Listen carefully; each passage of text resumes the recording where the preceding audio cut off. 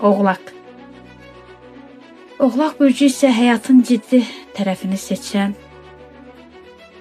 oğlaq üçün yaşamağın ən böyük sevinci öz əməyinin nəticəsini görməkdir.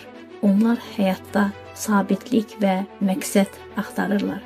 Amma ruhsal dünyaları da bir o qədər dərin və sirli olur. Özlərinə məxsus xüsusi daxili dünyaları var. Amma ora hər insanı almırlar. Çünki bir oğlaq güvənmədiyi bir insana heç salam belə verməz. İçlərində möhkəm inanc gizlidir. Çalışqanlıq və səbirlidirlər. Tanrının insana verdiyi ən güclü silah məhz onlara aiddir. Oğlağın daxili mübarizəsi isə kənardan soyuq görünən maskası ilə ürəyində gizlədiyi həssas ruhu arasındadır.